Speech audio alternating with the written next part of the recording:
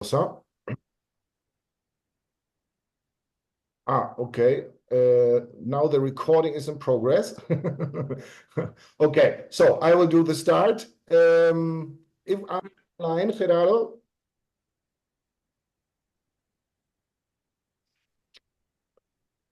Gerardo, ¿ya estamos en vivo o solo empezó la grabación?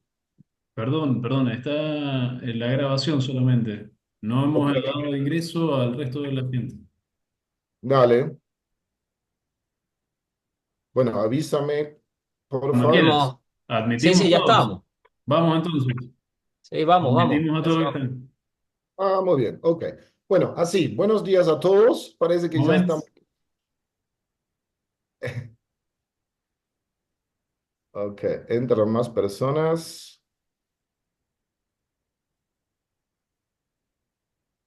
Ok, están todos. Sí, están todos, perfecto.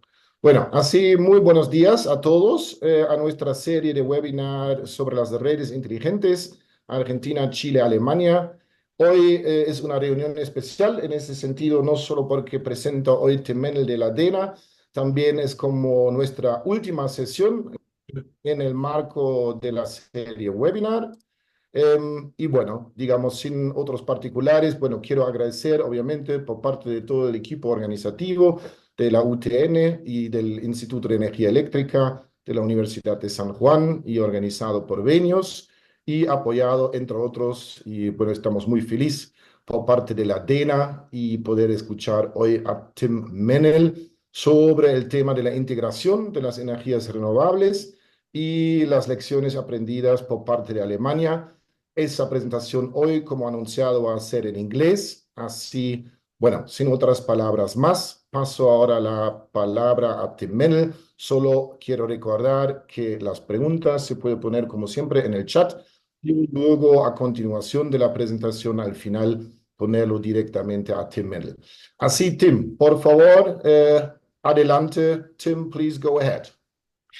Muchas gracias por la invitación. Me alegro mucho de la oportunidad de presentar un poco de lo que hacemos aquí en la DENA.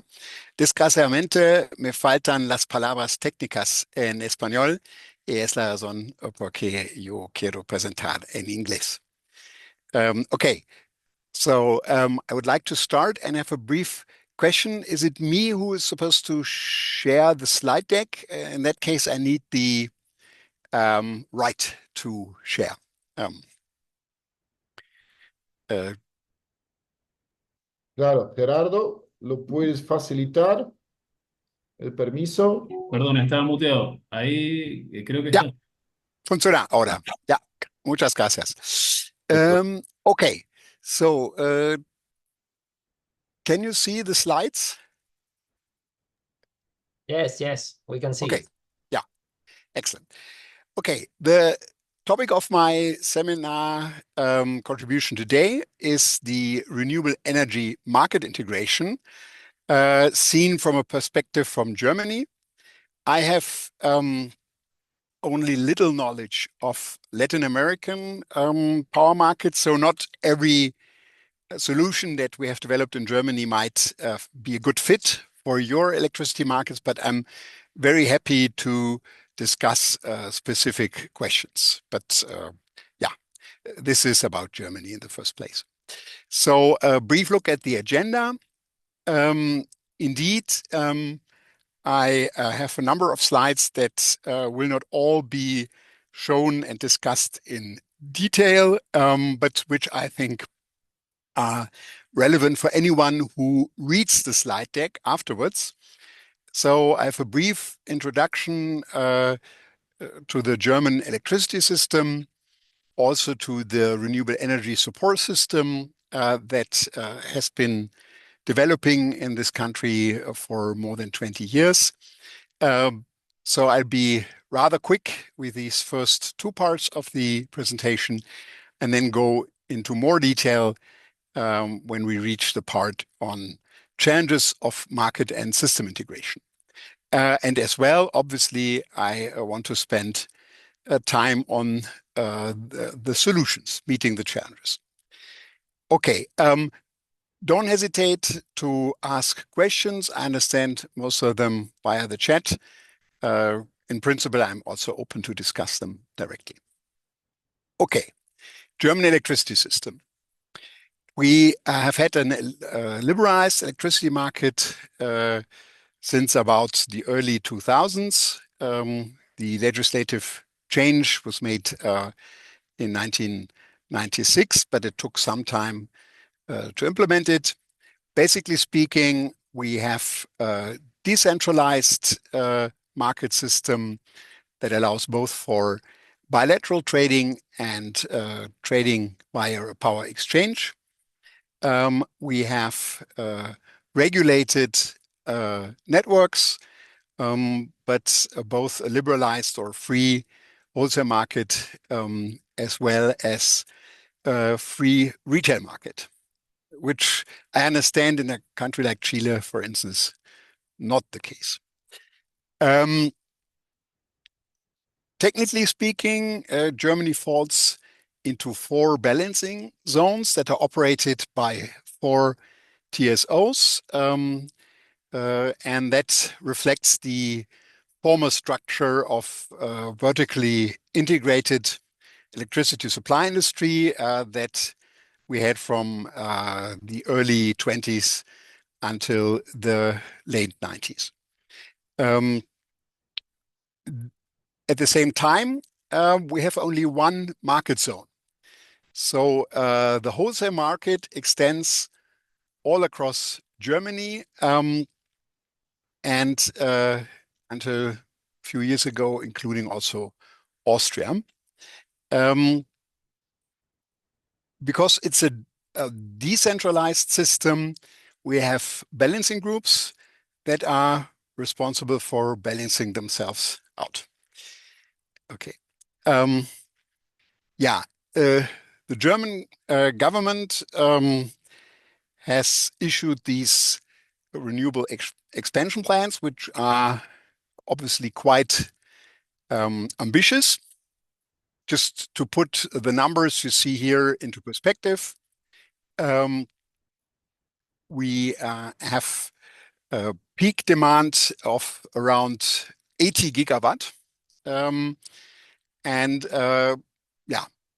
Obviously 115 gigawatt wind onshore is quite something if you take that as a basis. However, it's not only ambitious with regards to renewable expansion, it's also ambitious with regards to electrification. In particular, industrial processes that are today fed by fossil fuels, most notably natural gas, are to be replaced by electrical processes. And so indeed, the total consumption is meant to increase. Okay.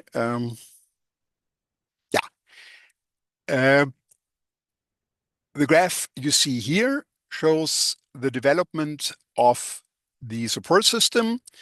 As early as 2000, Germany set out generous feed-in tariffs for a large set of renewable energy sources, in particular wind and solar, that have become the dominant renewable sources in our country. Feed-in tariffs have been replaced step by step by a market-based system where large-scale renewable energy assets participate in the market and receive a market premium on top. Very clearly what we will see is large-scale renewable energy plants have a large part of system responsibility today. Additionally, market for PPA has been developing for the past 2 to 3 years, which means that we now see renewable developments without any form of support. Okay. Okay, this is just very briefly the overview. We have still some assets that are operated under a feed-in tariff because the contracts have a duration of 20 years. So we have a vintage feed-in tariff project, and of course, small-scale renewable energy assets are also operated under feed-in tariffs, but the market premium is dominant, and we have PPAs complemented by classic direct marketing, though I hasten to add that direct marketing is only a very small part of the picture, and most of these assets are those that have their support mechanisms expired. This graph shows the development since the early 1990s. In fact, a moderate version of feed-in tariffs was established as early as 1991.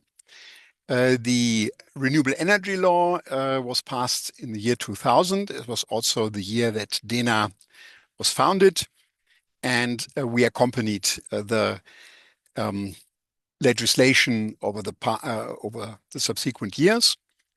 As I said earlier, feed-in tariffs were the dominant support scheme back then.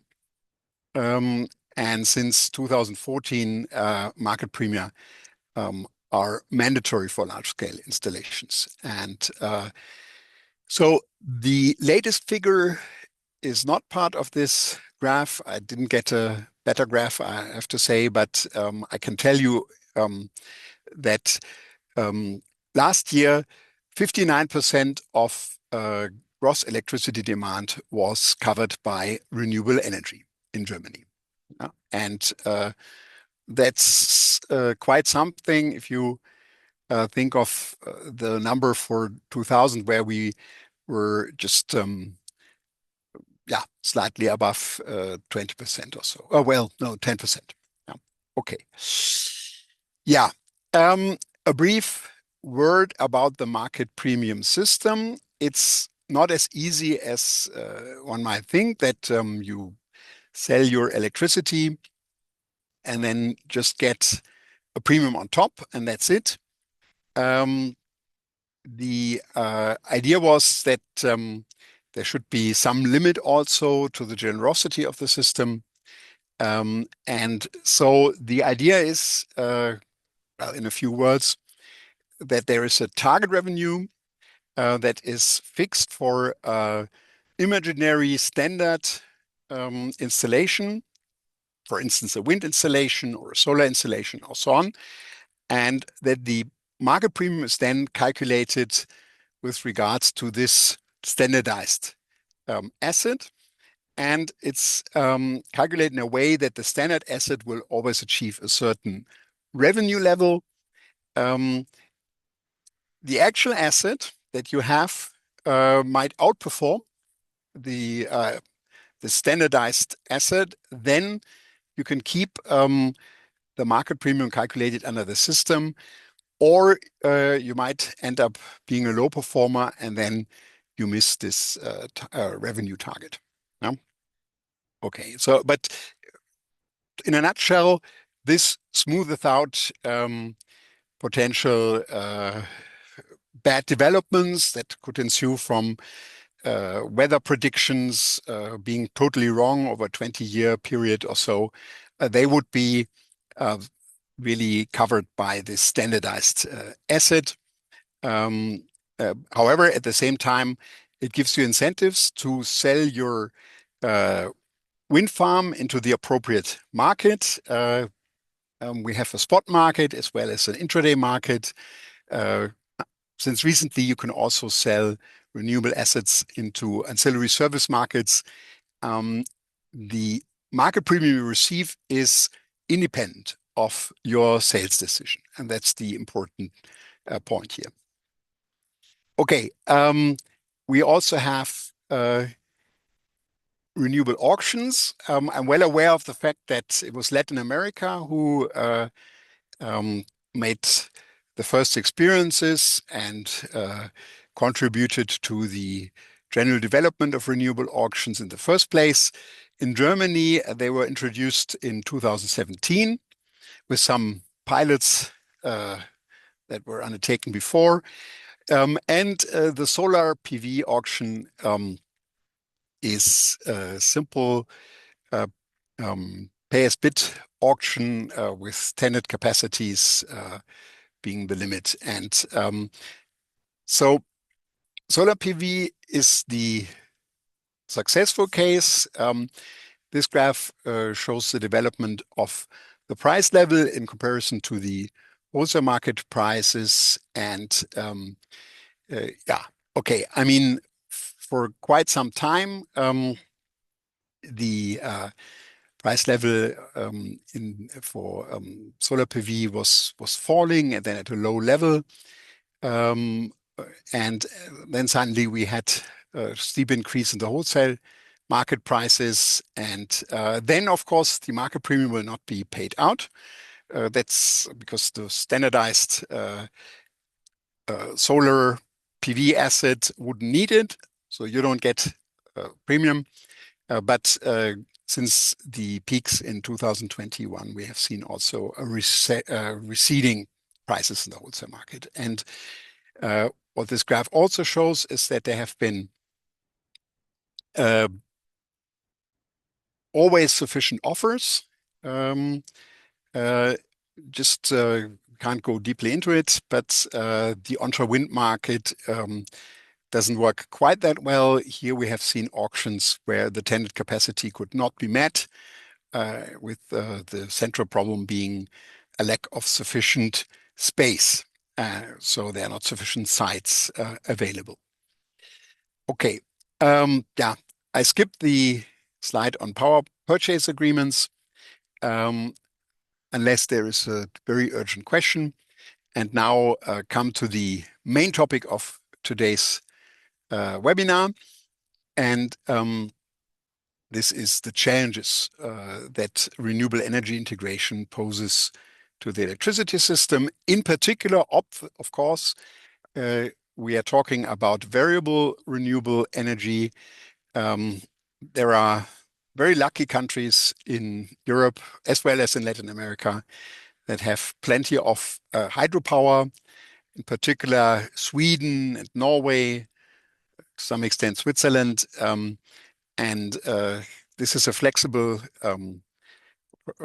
generation source and, of course, much easier to integrate into a power system than wind or solar. Yeah. This first graph is, I guess, what you know also from your own countries. We see that an increasing share of the general load is covered by renewable energy. And it's only the remaining share of the load that is to be covered by conventional generation assets. And yeah, this leads to a number of problems. And the first problem is the so-called merit order effect. You here see the price formation in the spot market, and variable renewable energy is, of course, at the left-hand side because there are no marginal cost, or essentially no marginal cost. So they serve the load first. In the beginning, they were even prioritized by a law, but now that's no longer deemed necessary. And that displaces the marginal generation assets. The price is lowered, but at the expense of these marginal power plants. And that leads to this type of picture, which it's a graph I generated myself with my previous employer, DNV Energy Advisories.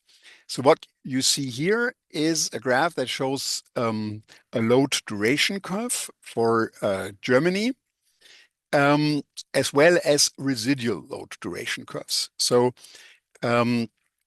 what I did was I used the projection of capacity development from the network development plan for the year 2035. And then at then at DNV, we had weather data for the years 1982 until 2011. And so we could simulate wind and solar generation for 30 weather years and calculate the residual load based on the assumption that load would be the same as in the year 2012.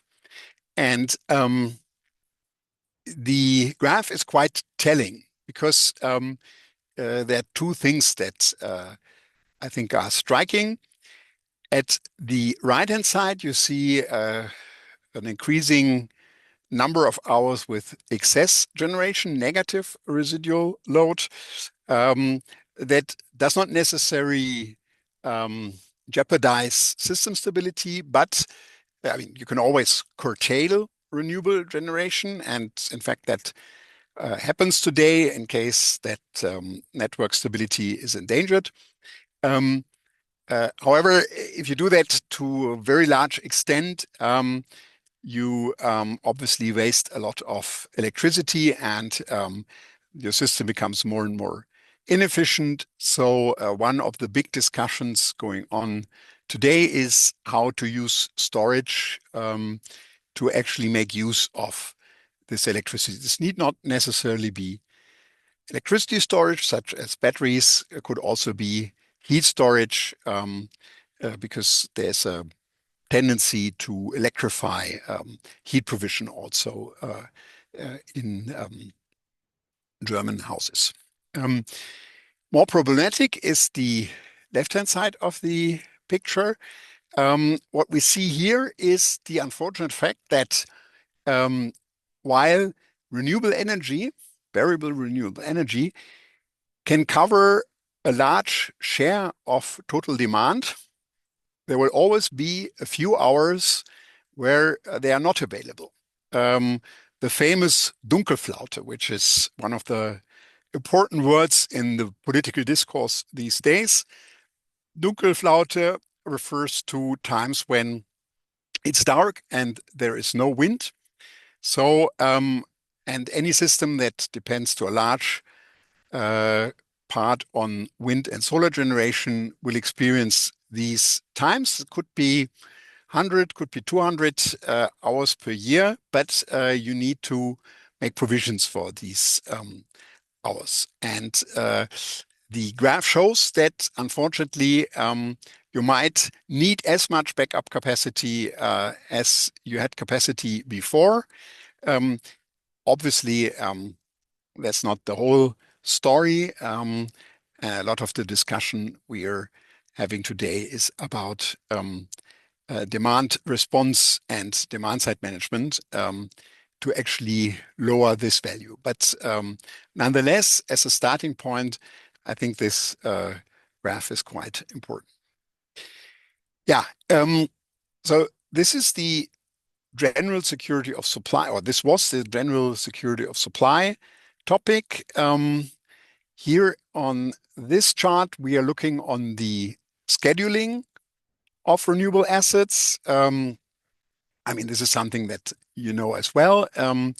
Most or almost all liberalized electricity markets have a day-ahead market where the bulk of all electricity traded is sold by 2:30 on the day before delivery. And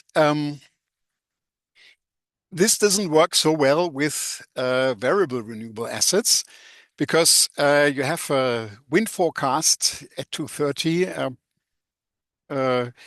for the next day, but this is not 100% reliable. And so you need to be able to do some adjustments over time where you learn about the real development of the weather and then the subsequent wind and solar forecast. And what whatever forecast you get wrong has to be balanced out by the balancing markets at the disposal to the TSOs. In the beginning, there was a big fear actually that the balancing market would have to grow and grow and grow and become ever more expensive. This fortunately hasn't happened. Okay. And the last problem is, or type of problem is very technical. So I will tell you briefly about it. I'm an economist by training, not an engineer. However, I have learned about the topics that are related to the distribution networks. And clearly, if you have a lot of solar feed into a low voltage grid that has not been built for this purpose, you run into problems of thermal overload. Also, there can be violation of voltage limits, backfeed issues, and so on and so on. Yeah. And that was also deemed a very, very big problem in the beginning of the energy transition, but network operators in Germany have found solutions that have worked so far. Okay, now this was a brief outline of the challenges. Now I want to explain the solutions. Adding, of course, that those are the solutions Germany has found for the system so far. This is a system with 59% renewable feed-in. We cannot be 100% sure that they work if the share is 80% or 90%. That's why the energy transition in the electricity sector is an ongoing process. And DENA is actually very much involved in organizing stakeholder meetings, in also developing studies that we undertake together with consultancies, which can be economic consultancies, engineering consultancies, law firms. So it's important to say that this is a process and not something that is completely finished. And nonetheless, I would also like to emphasize that the quality of electricity supply has not suffered, but indeed, strangely, has even increased. So the ACIDI and SAIDI indices that measure the quality of supply over time have decreased rather than increased. So we face really very, very few blackouts, or have faced very few blackouts over the past 20 years, which is quite to the contrary of what critics actually told the public in the early years of the renewable energy law. Okay, so the first challenge I mentioned was the challenge to uphold security of supply, not on the system stability viewpoint, but from a generation adequacy viewpoint. And I know that I think Colombia actually operates a capacity market. Certainly, US electricity markets have introduced capacity markets long ago, something like PGM, I think 15 years ago. And this is, in fact, a mechanism that provides remuneration for the provision of capacity rather than for the sale of electricity. So a power plant earns money from two sources under this mechanism. One is indeed from selling the electricity it produces, but the second is from being available and giving secure capacity to the system. And there are different types of capacity markets and mechanisms. In fact, they can be distinguished by the scope. So you can either have a capacity market that covers all the assets that you need to secure electricity production, or you could have a selective or focused or targeted capacity market that only provides additional remuneration to new plants that you deem important and that you require for upholding system stability. And then there is the specific case of a strategic reserve. Here, normal assets do not earn money. In a strategic reserve, you have the regular generation assets that produce electricity and do not earn an additional remuneration for being available. Strategic reserve is a set of extra power plants that you keep outside the market and that are activated in case of need. And in fact, this is the system that Germany has chosen. We have been operating a reserve system since 2016 with different shares of power plants serving different purposes. There's a network reserve, there's a security reserve, there's a capacity reserve. Many other European countries have decided to introduce a capacity market instead. This is a publication that I strongly recommend to you. It's by regulatory experts from the Schumann Institute in Florence, which is one of the leading institutes for regulatory studies in Europe. And let me go on. Yeah, I think this is also an important slide. It shows that the cost of the capacity mechanisms that European countries have introduced are far less costly than their US counterparts. So the blue part of the graph is the cost for providing energy, the unit cost for providing electricity, and as measured in terms of electricity prices. And the red part is the capacity market cost. So the picture shows that generation or sales of electricity are cheaper in the US.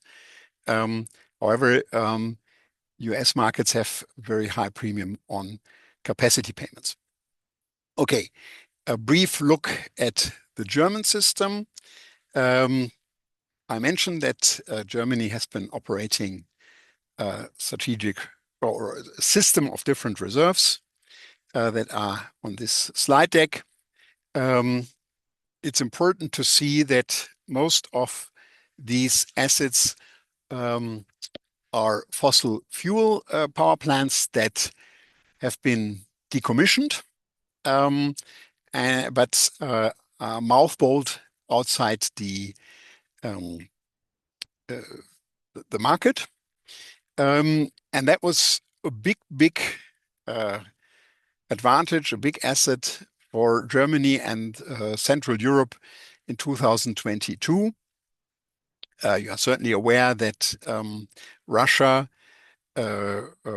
stopped delivering gas, or also the European Union introduced a boycott on Russian gas in that year after the war of aggression against Ukraine. And all of a sudden, gas-fired power plants could not be supplied. Since then, a number of new LNG terminals have been installed. So we now have sufficient gas supplies again. But in 2022, we had to activate all of these reserves that you see here. And they helped to overcome the electricity supply crisis of that year. In fact, what happened was, just from a regulatory viewpoint, they were just made available to the market again. It was not the original idea. The original idea was that they were to be operated by the TSO under regulated prices. However, the German parliament just decided to just put all of these power plants back into the market, and so they contributed to the security of supply. Now, however, that is today. Now Germany has the goal to become a carbon neutral country by 2045.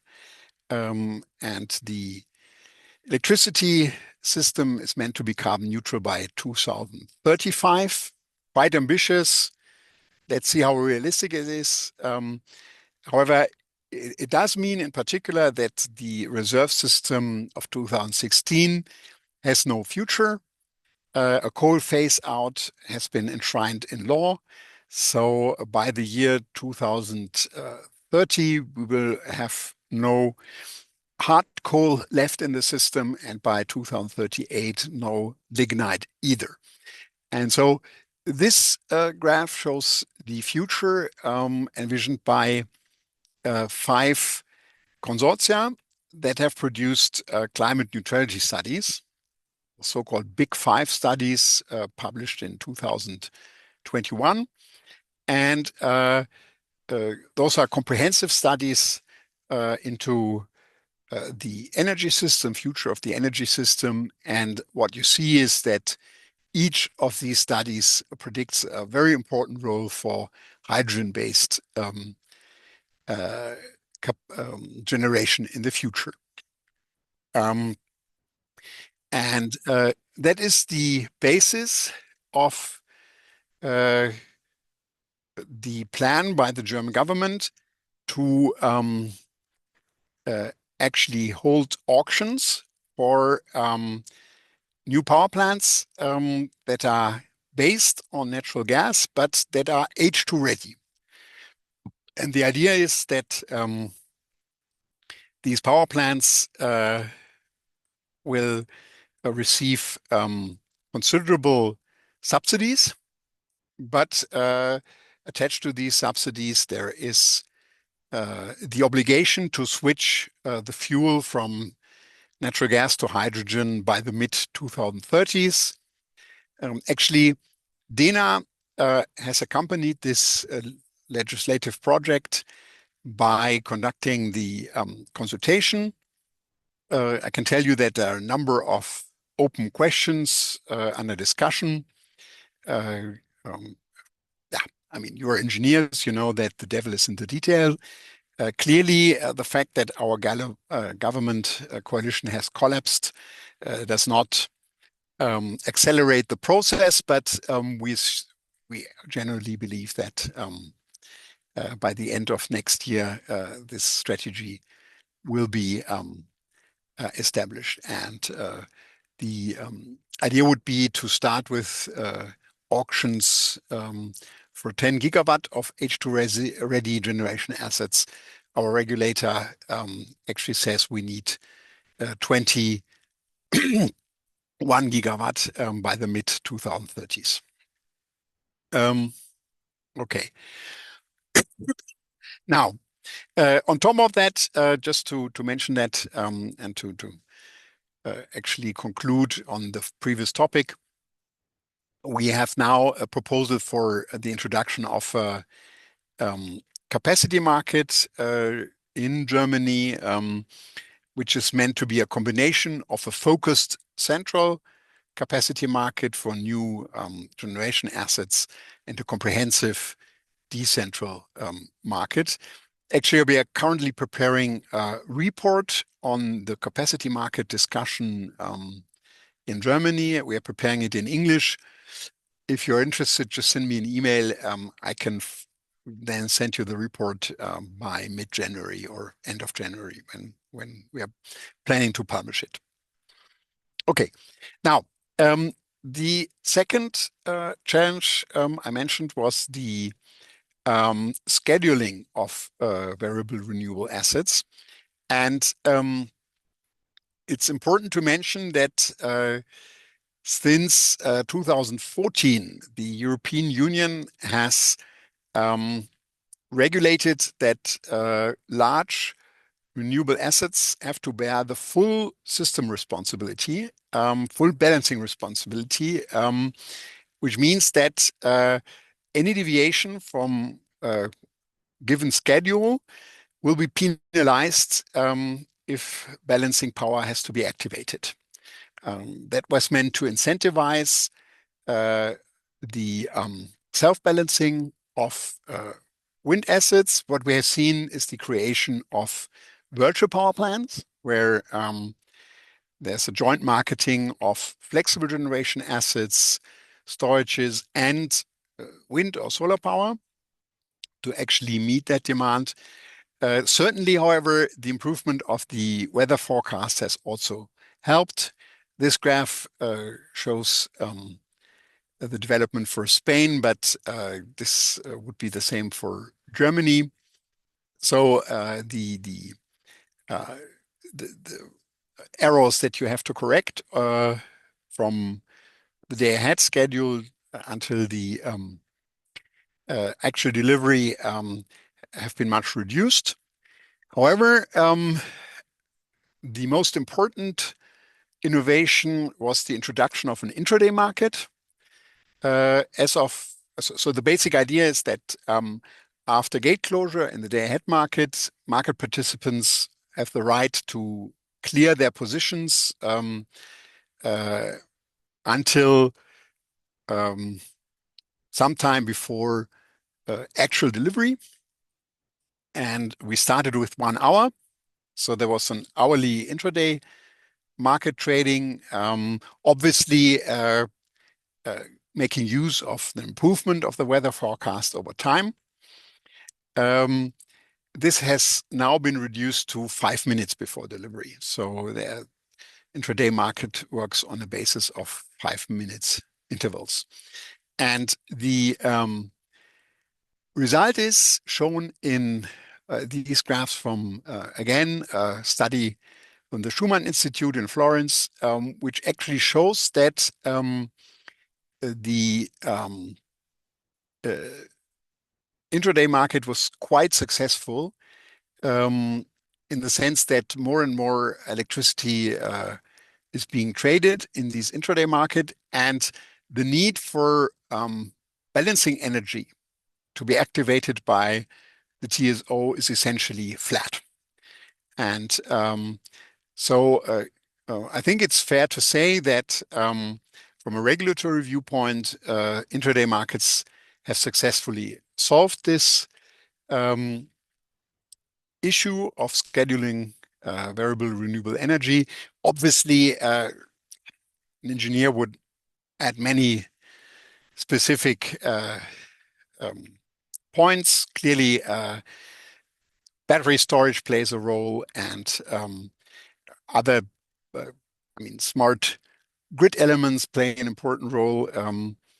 And on top of that, what I would also like to mention, obviously, there's a lot of market integration in the European Union. That started with day-ahead markets. Then intraday markets were also realigned. So the idea is really that the market solution is calculated jointly, taking into account the interconnector capacity directly in the price formation. But more recently, the balancing markets and ancillary service markets have been integrated to the extent possible as well. So an Austrian hydropower asset can easily sell balancing services to the German TSO. Yeah. Okay. Yeah. Then, of course, transmission grid expansion is a big topic. I don't know to what extent you're familiar with the geography of Germany, but briefly I can say that the best wind conditions in the country are near the coast, the Baltic Sea and the Nordic Sea. And so this is where most of the wind assets have been built. As far as solar assets are concerned, you find more of them in the south of Germany. However, the big load centers, industrial load centers, are in the south of the country. There would be Stuttgart or Munich or Mannheim, with Daimler and BMW and BASF being located in these areas. And that has, at the same time, we have had a nuclear phase out that was finalized last year. So generation assets that produced 25% of electricity in 2010 are now gone. So we have large investment programs to build new lines from the south to the north, which are projects that are proceeding slowly due to the permit and licensing procedures that are very, very slow. And that clearly poses a problem, but now there's a big political push to increase the speed. Yeah. At the same time, grid expansion is only one part of the solution, and that was very much true for distribution networks, where obviously you face similar problems as well. I mean, with solar generations assets are typically connected to the distribution grid. You easily face problems there as well. Problems that you can often solve by just constructing new lines, plus some transformers and so on.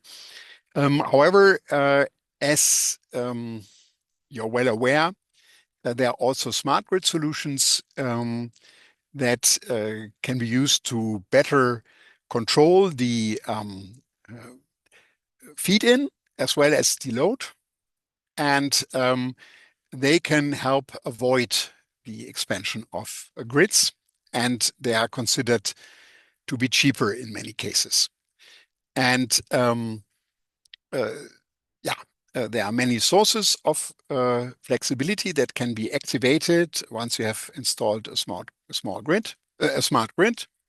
There will be batteries, there will be load flexibility, and that would, of course, also include a curtailment, obviously, of renewable assets. And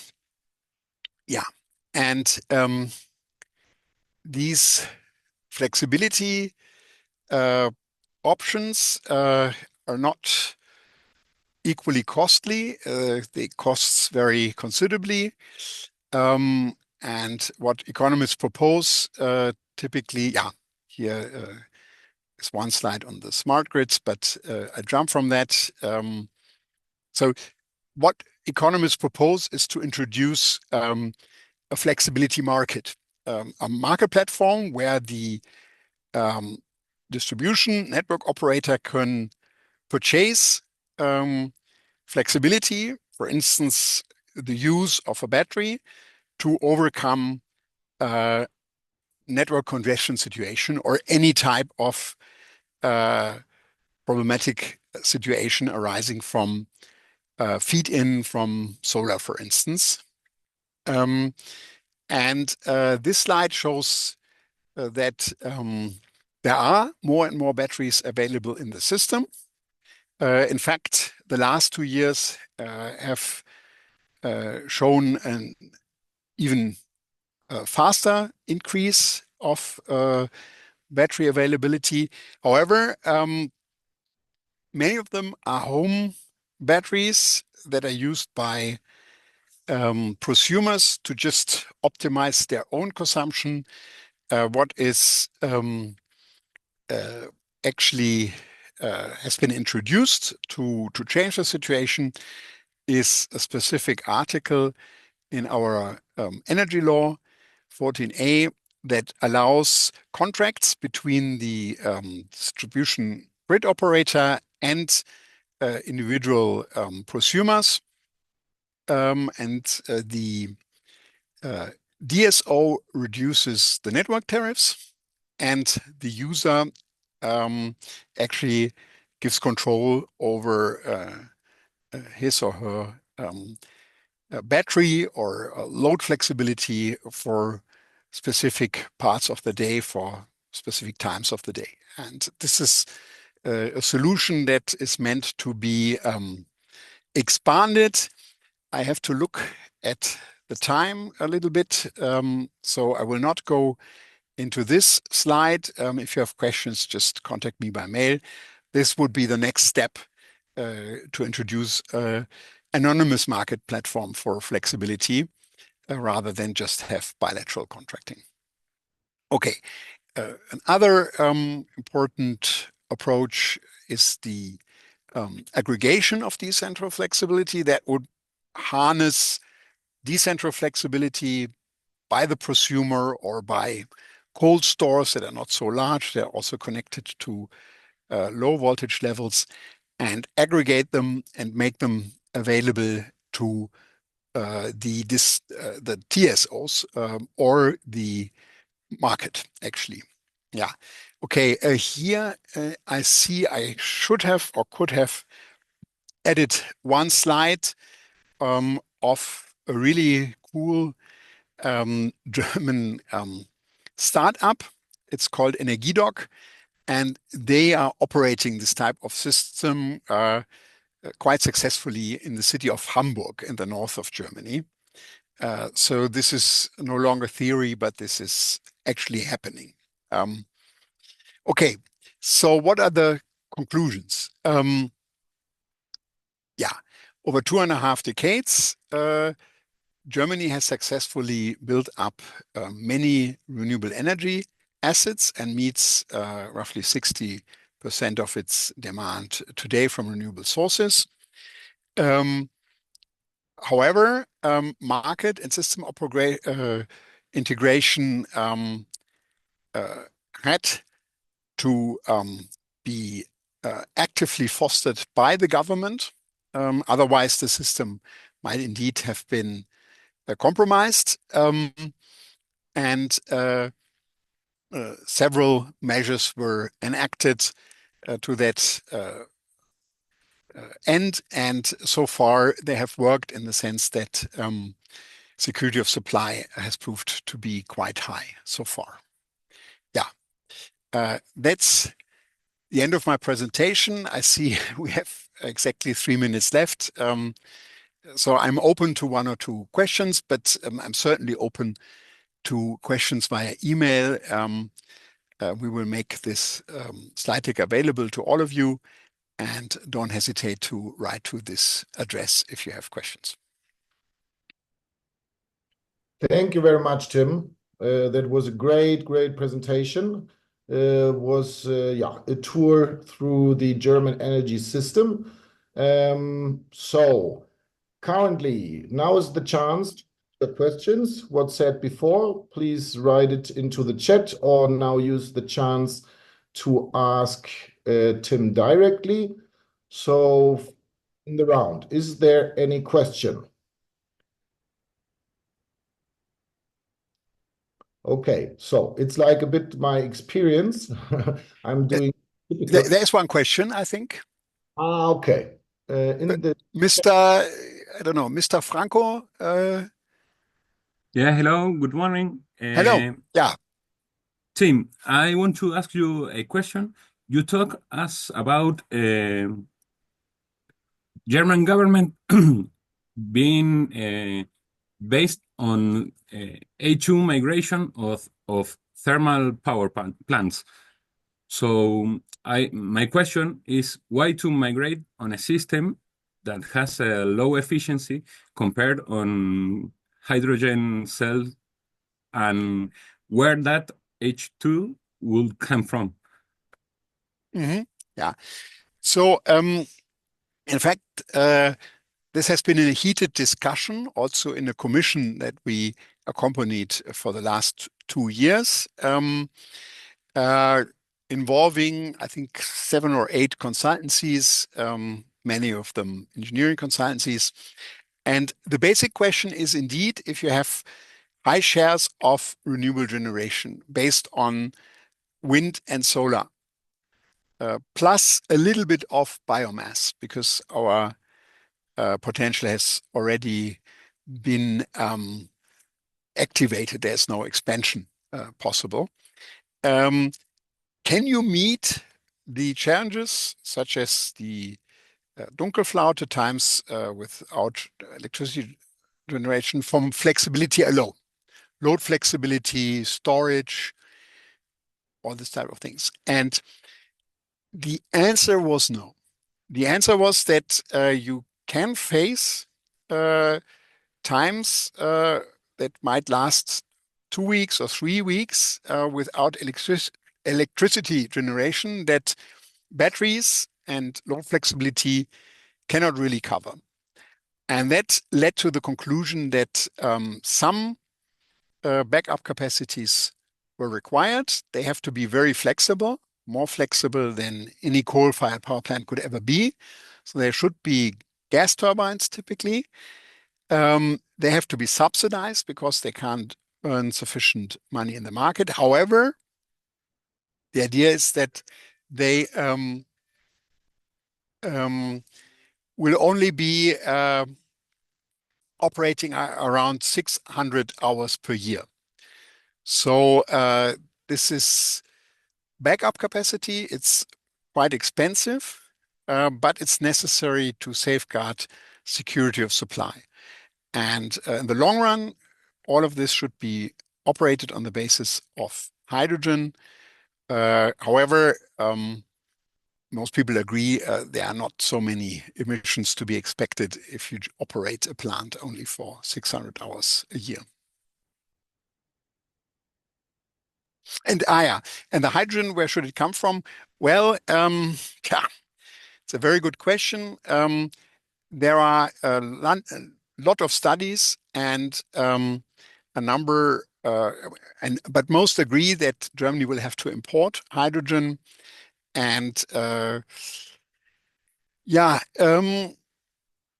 all sorts of places, Spain being an important generator in Spain, North Africa. Some hydrogen will also be produced on offshore platforms in the North Sea in particular, according to all of these plans. But there's no doubt that this is an ambitious undertaking. Okay, thank you, Tim. It was a great presentation, so thank you again. Nice. Yeah, many thanks, many thanks. It was a great pleasure presenting this to you. I regret we have not so much time left for discussion, but as I said, I'm really open to your questions. There are also references in the slide deck, so you can look up the reports. I think quite a number of them are in English, but otherwise I can also help you to find sources. Okay, Tim, thank you very much. Maybe I can put one last question. So rounding up our session on smart grids, you skipped the slide 37 on the smart grids. Maybe you can put it on and say some words from your perspective about smart grids in general, and let's say maybe the evolution in Germany. Yeah, so I'm happy to say the things I know. I'm not an expert on this subject matter. As I said, I'm an economist rather than an engineer. Basically, a smart grid includes communication and control software. So it enables network operators to understand the specific situation of their network. And it also enables them to actually curtail renewable energy production or actually scale down load as well. And the smart grid is really absolutely essential if you want to use flexibility in your network. That is a general belief across the board in Germany. Everyone is talking about it. But again, the actual rollout of smart meters in homes, of the smart meter gateways that are required in the distribution networks to actually make it happen. Yeah, so the technologies that are required, this rollout is extremely slow, and that has to do with two things. One is I think, general aversion to data sharing in Germany. There are many, many people who are concerned what someone else might do with their data. And it seems that you can learn a lot about a household just by studying its electricity consumption. So that needs a lot of standardization and protection and whatsoever. And then more generally, Germany is not very fast as far as the internet is concerned in general. So there are also technological hurdles that have to be overcome. Perfect. Thank you very much, Tim. That's great. I think it's a great end. What Tim said before, you have the chance to put questions if they raise something up afterwards directly to Tim. You can also contact us from the organizational team, so UTN, EEE, and Venus. So we are quite happy also to receive questions, whether to that session and or to other sessions. I will remind that the sessions are recorded and all the sessions will be found at the website of the EEE at the YouTube channel. So I think in the next week we will have all presentations, or almost all presentations, online. So for everybody who hasn't the chance to follow the session today completely or one of the former sessions, so you are happily invited to visit the channel. And yeah, maybe for the moment, it's saying goodbye. From my side, I want a big thanks to Tim and Dana for today's session. A very big thank again to UTN, EEE, to the colleagues Gerardo, Gustavo, Mauricio, Maximiliano. So we have been together here in the last 16 Thursdays. We will have internally next week another session to talk about this session and also to talk about what we can do in future together, whether in form of webinars or maybe some other aspects. The chance here, I was also very happy that the regulator, especially EPRE Mendoza, followed quite intensive that sessions. So I also want to incentivize the regulator to make use of today's sessions and maybe put your urgent regulatory questions to Dana to get their maybe an insight of what has been developed in Germany, what is crucial for smart grid development in general, and in general about today's topic of integrating renewable energies and the changes related to that, especially on the distribution grid level. Okay, so thank you very much. Maybe Gerardo, you will also say some final words. I pass to you.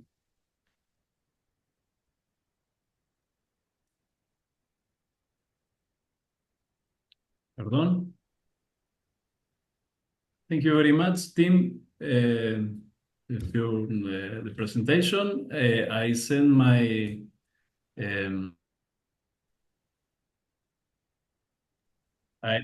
I will send my question by email. You're very welcome. Very much. Thank you very much for the invitation, and I'm open to further discussions. By that, I say goodbye and go to my next meeting. Okay. Perfect. Yeah. Bye-bye. Have a nice day, all of you. See you soon. Bye. Thank you, everyone. Have a nice day.